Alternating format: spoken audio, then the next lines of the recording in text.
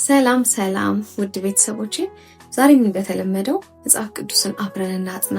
ዛሬ ደግሞ የምናጠናው የማቴዎስ ወንጌል ምዕራፍ 9 ነው። በታንኳም ገብቶ ተሻገረና ወደ ገዛ ከተማው መጣ። እነሆ በአልጋ የተኛ ሽባ ወደ እርሱ አመጡ። ኢየሱስም እምነታቸውን አይቶ ሽባውን አንተ ልጅ አይዞህ፣ ኃጢአትህ ተሰረየችልህ አለው። እነሆ ከጻፎቹ አንዱ በልባቸው ይህስ ይሳደባል አሉ። ኢየሱስም ሐሳባቸውን አውቆ እንዲህ አለ፣ ስለምን በልባችሁ ክፉ ታስባላችሁ?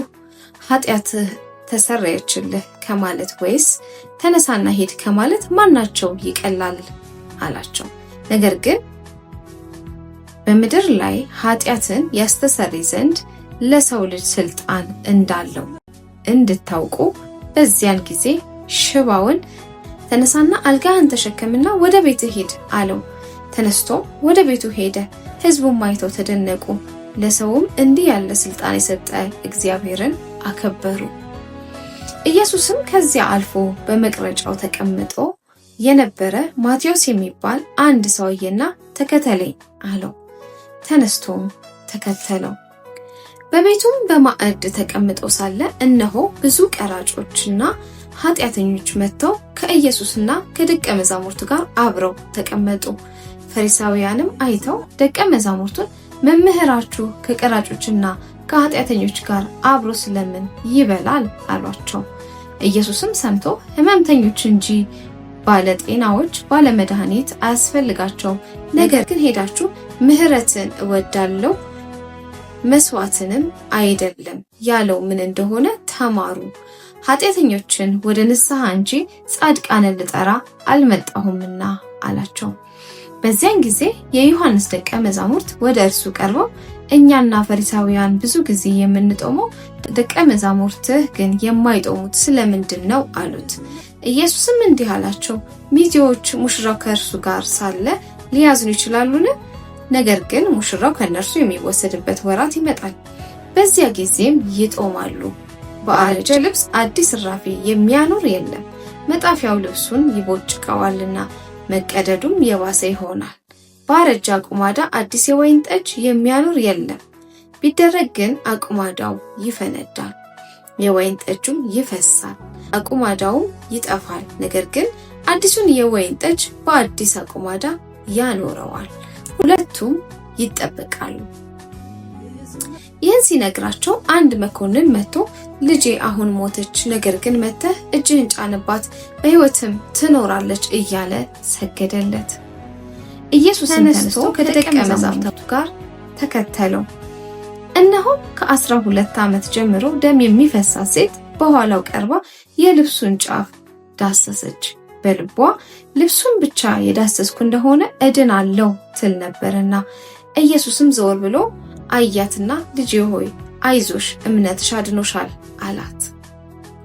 ሴቲቱም ከዚያች ሰዓት ጀምራ ዳነች።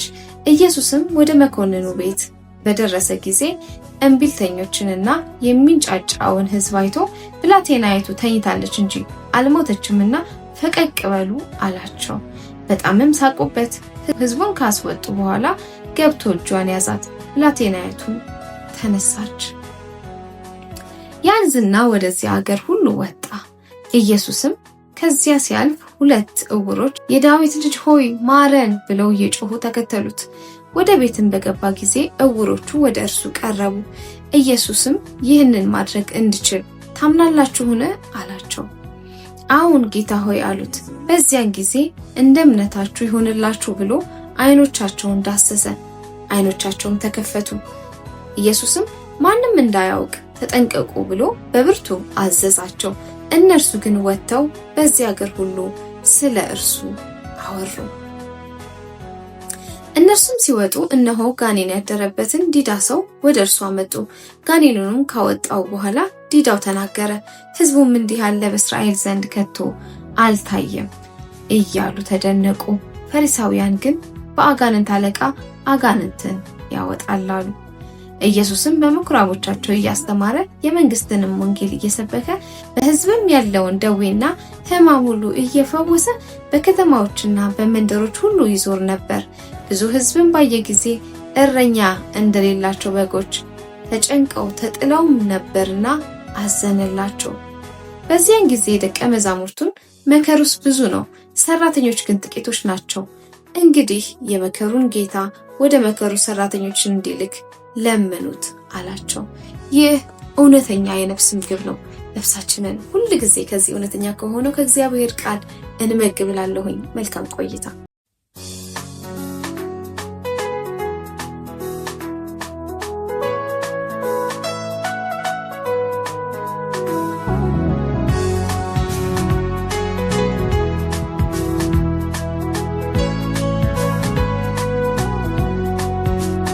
ብዙ